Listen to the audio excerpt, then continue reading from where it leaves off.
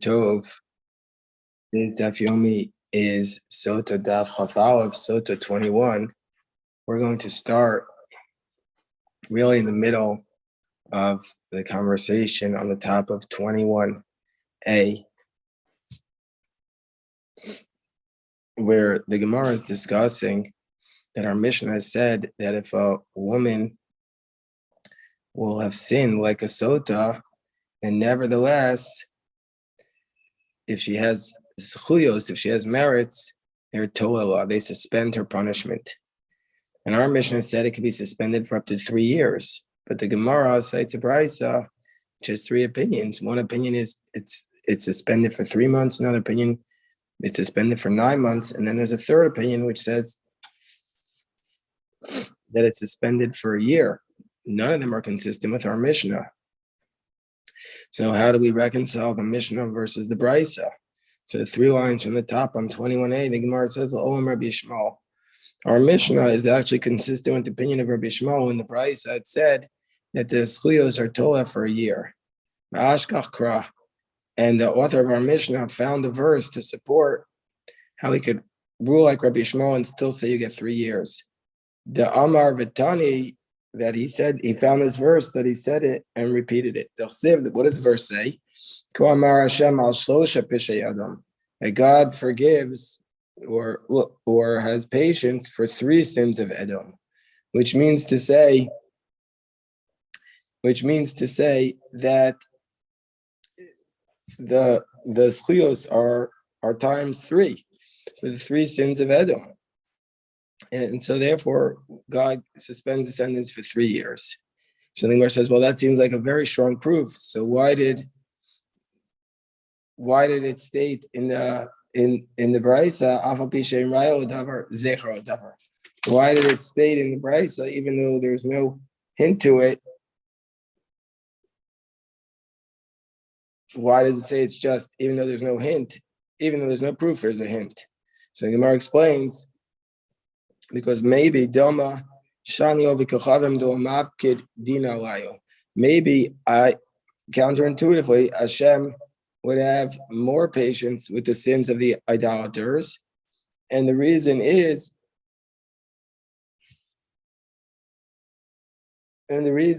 because, we'll read the Rashi, Hashem doesn't want to quickly punish the idolaters in this world. But maybe Hashem judges in this world the Yidden harsher, the Jews harsher, so that they can get more reward in the world to come. So we wouldn't necessarily be able to bring a proof from the sins of Edom. So it said in our Mishnah that there are some merits, that she gets a suspended sentence for 3 years. So the Gemara says, well, what merits does she do? Schus to mai. You ain't schus to Torah. If you want to say it's the merits of studying Torah, she's not commanded to study Torah. And she does it even without being commanded. So therefore, her reward would not be as great. So the Gemara explains, so it must be el-schut the mitzvah. It must be the merit of doing mitzvos. The mitzvah, so the Gemara asks the question, the schus the mitzvah mi megana koi, does the merits of a mitzvah really protect her so much from the punishment? Is that really what the mitzvahs are going to do? Vatanya. We go to the brisa at Zudarsha from Menachem Bar Yossi. It says in Mishlei, Kiner mitzvah, v'Torah or. A mitzvah is a candle, and the Torah is light. Torah calls it a mitzvah b'ner, v'esa Torah ba'or. The Torah compares a mitzvah to a candle, and the Torah to a light. As a mitzvah b'ner, the Torah compares a mitzvah to a candle. Umar lecha, to tell you, maner ena magina, elafisha, just like a candle only protects you for that moment while it's in existence. Av mitzvah in a megina elafisha. So too a mitzvah will only protect you for a short amount of time. But the Torah ba'or, but the Torah is compared to light. Just like the merit of Torah study will protect you forever. So too, just like light lasts forever, after Magino Olam. So too, the Torah study will protect you forever. The Omer, and it states, so we see that Torah provides more protection than a mitzvah. And it states, Beit alechacha tancha oscha. And when you walk there, it will guide you. What does that mean? Beit alechacha tancha oscha, zeh hamazeh. This refers to this world. B'shach b'cha, when you lie down. Tishmor alecha, it will protect you. Zumisa, this refers to death. Torah study will protect you, not only in this world, but also in death. When you wake up, it will be your conversation. Even in the world to come.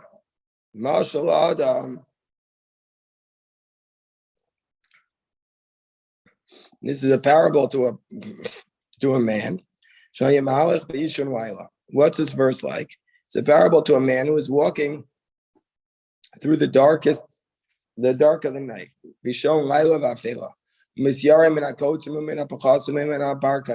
And he's afraid of the thorns that he doesn't see at night. From animals and robbers. He doesn't know which path to go on. He finds a torch. He's going to be saved from the thorns. He's still going to be afraid of the wild animals, from the bandits. He doesn't know which path to go on. Once the dawn comes up, then he's saved from the animals and the bandits. He still doesn't know what path to go on. He reaches the crossroads. He's going to be saved from everybody. So we see from here, Rashi says, he reached the crossroads, he's going to be saved from everyone. Why? Because Visham Ikiras Darko, then he knows his path. Afghan Igil Yom Misa. So what's the crossroads? Crossroads in life is your day of death. So if he didn't separate from the Torah until the day of his death, Nitzo Mikuan, he'll be saved from everyone.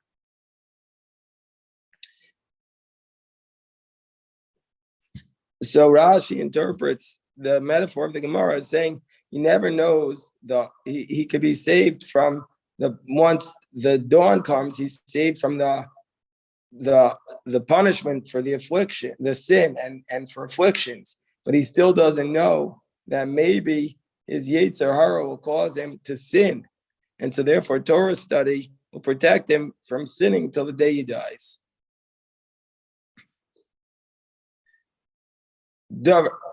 So I was listening to Rabbi Rosner's stuff, and he brought up, well, what about there are many tzaddikim, many Torah scholars who sin?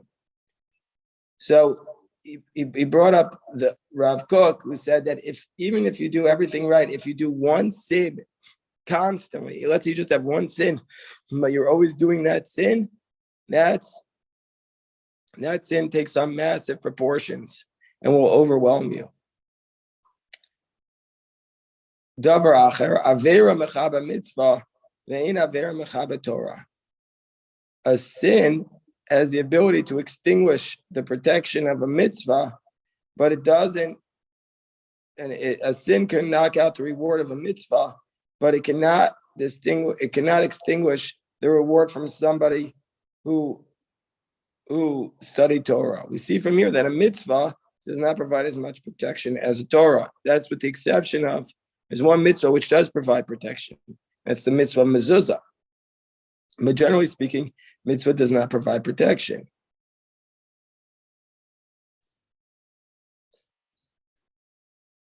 As it states, mighty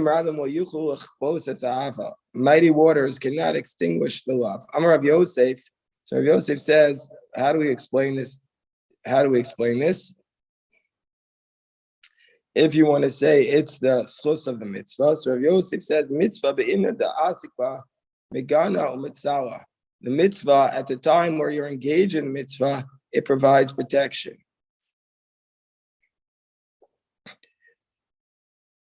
Be'inna the lo asikba, but when you're not engaged in the mitzvah, iguni megane, it will provide protection.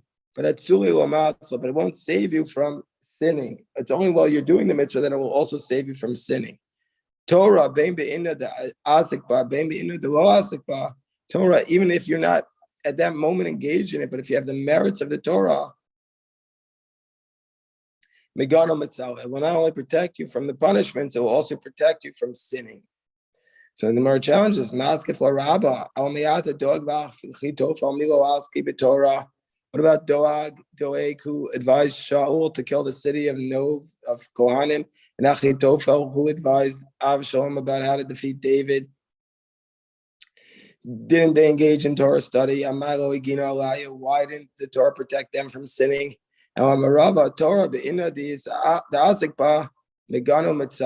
Torah will provide protection from afflictions and prevent you from sinning when you're studying the Torah. But when you're not studying it, it will provide protection for you from affliction, but it won't save you. But a mitzvah, a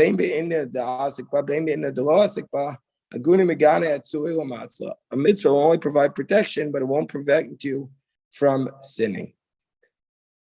Only the Torah study can prevent you from sinning.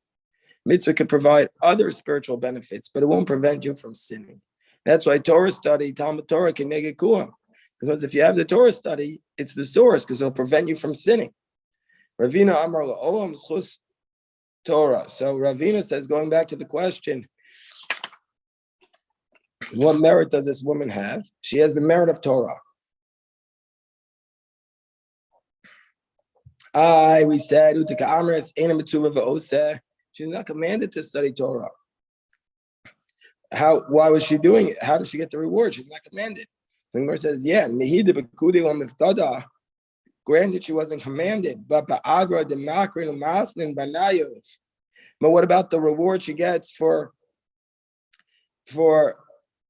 bringing her children to school and helping them with their homework? And waiting for her husband to come home from the base medrash. Milo Palga Badayo, doesn't she split their reward 50-50? So the Gemara says, what does it mean when you came to this crossroads? It says you come to the crossroad, you're saved from everything. My parasha strachim. It's a very powerful phrase. You come to the crossroads in life and you're saved from everything. So what does that refer to? Amar Rav says that Talmud Chacham v'Yom Misa. This refers to a Torah scholar on the day of his death, because he's now no longer going to be challenged by the Yetzer Hara to sin.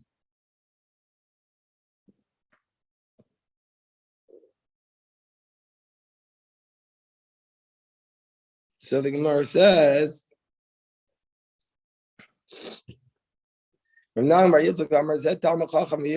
this refers to a Torah scholar and fear of sin. And if he's a Torah scholar, he's going to merit to have yiras chait.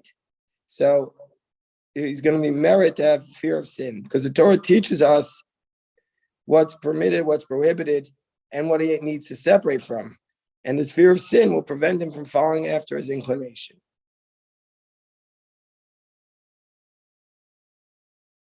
Marzutra Amar, he says this refers to a Torah scholar who, when he studies the Gemara, he goes all the way to the halacha. He's able to paskin. He doesn't just do it superficially. He drills down deep. And this is how we read that parable. Rashi says, once the dawn arises, he's safe from wild animals. Meaning to say he merits Torah and he'll be saved.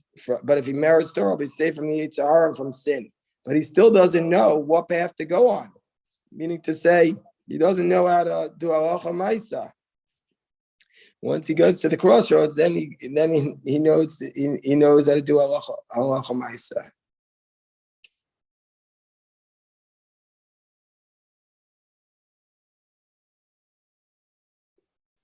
So if he studies the sugya aliba de hochasa according to the halacha, then he's going to be helped from Shemayim to teach others how to properly act.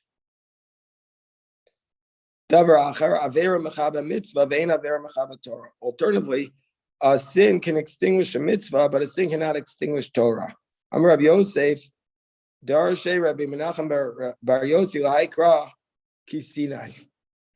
Rabbi Menachem Bar Yossi taught this pasuk the way it was meant from Sinai. But Elmalei Darshua Doeg V'Achitofel Hachi Lo Radfu Basar David. If Doeg and Achitofel had also understood the proper way to interpret this verse, they wouldn't have advised against David, King David. As it states in the pasuk, Lemor Elokim Azvo. As it states that David says that they said God has left him. You could abandon him. You could pursue him. My Darish, what did they expound? They said, "Well, you're Abachai Erva Stavar." It says in the pasuk, you can't have any sin, especially with Erva. And David had sinned with Bathsheba. They didn't know. They didn't know that David lost his merits on account of the mitzvahs he did, but on account of the Torah study he did, he didn't lose his mitzvahs. What do we do at the end of that pasuk, which says, "Boz yabuzu lo," that mighty waters can't extinguish the love of Torah study. Boz yavuzulo, but there's something that you can lose. Amar ula, meaning to say, I'll tell you how you can lose your merit for Torah. Loka Shimon Achi Azariah, Loka Rabbi Yochanan Tevei Nefiyah. Shimon was the brother of Azariah, and we're told in the beginning of Eruvin in the Mishnah that's how he's cited. Shimon Achi Azariah, because Azariah, he's called the brother of Azariah because Azariah was always supporting him in his Torah study, even from when he was just starting out. And so too Rabbi Yochanan was supported by the Nasi. But they are going, that's fine reward. Then Azariah and the Nisiim are going to share in the reward of the Torah scholarship. But Hillel v'Shavnet, but Hillel, who had a brother named Shavnet, when Hillel started out, he was so poor. Hillel, it says in Gemara Maseches Yoma, if anybody would say I'm too poor to study Torah, they'll say, are you poorer than Hillel?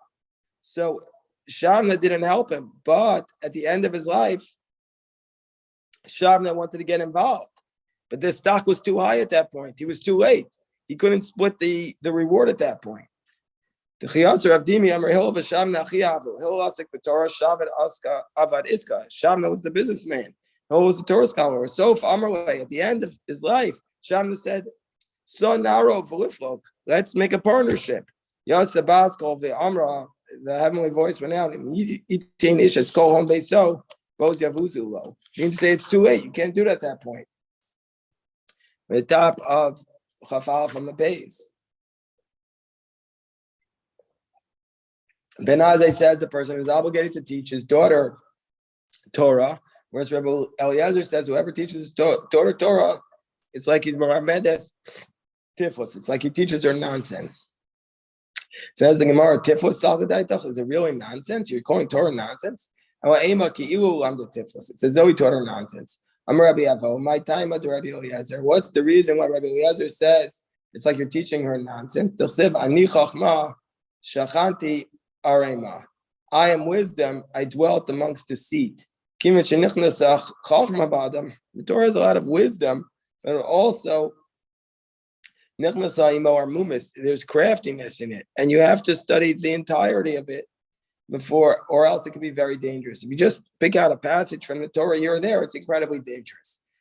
So the Gemara says, okay, the Rabbanan who say you're obligated to teach your daughter Torah. Ben Azai, hi ani chachma mai avdilei. What do they do with this pasuk which says, I am wisdom and I'm crafty?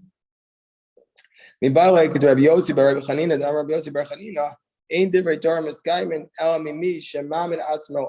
Torah is only going to be fulfilled in somebody who makes himself aromalan, who makes himself like they're naked, meaning to say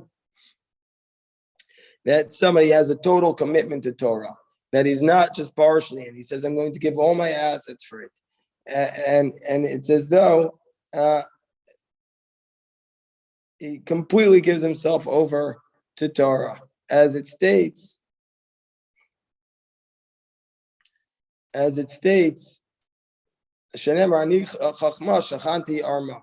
Rashi says, what does this mean? He separates from everything else. And he makes himself poor and lacking everything for the Torah. Rashi gives another girsa. Shemarim sheyiskayim torasa l'kvots al yad v'lomon mikol adam. So Rashi brings another version. That means to say that the Torah is only going to be fulfilled in somebody who wants to acquire it with Arma, meaning to say that he learns the Torah little by little. He doesn't try to take it all at once. That he tries to take it Misha Matzim Arola. You have to have a plan with respect to your Torah study. You can't just be like hanging out. You have to have a specific plan about how you do it. And also somebody, Rashi says, only from somebody who's ready to study Torah from every single person. That's the only way you can acquire the Torah study. Amar Rabbi Yochanan, in Divrei Torah, the Torah is only going to be acquired by somebody who makes himself like as though they're not in existence. As it states, where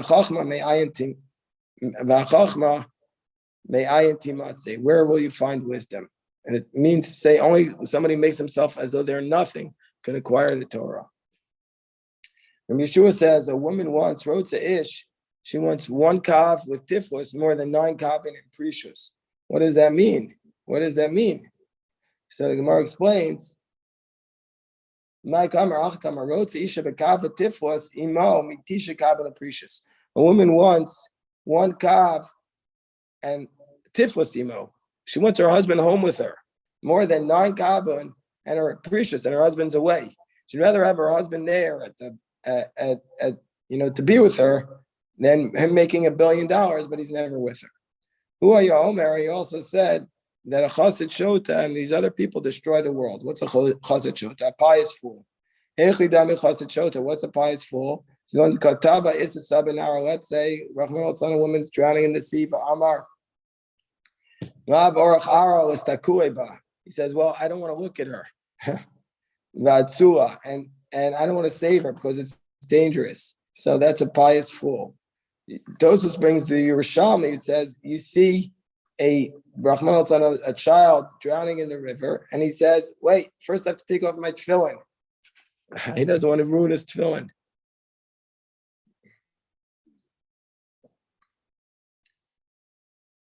What's the example of a crafty, wicked person?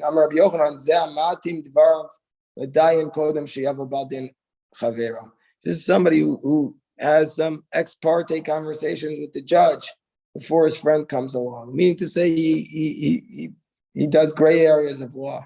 So technically speaking, you can only collect the gleanings from the field if you have less than 200 zuz. So this person sees that a poor man is coming, but he wants his relatives were poor to get that stuff from his field. So he gives this poor man a dinar. So he now is over the threshold of the 200 zuz. And now he says, now you can't collect it from my field. That's called the Rasha Aram, a wicked, crafty person.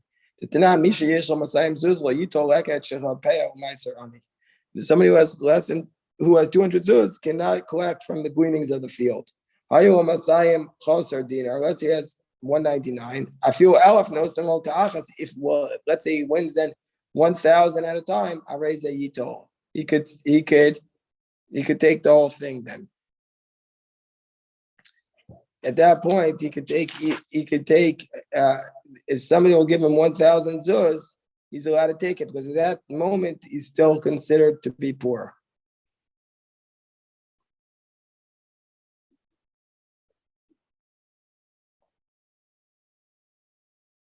Rabbi Asi, Amar Rabbi Yochanan, Zeh Meisi, Aitzalim Korban Achasim Muatim.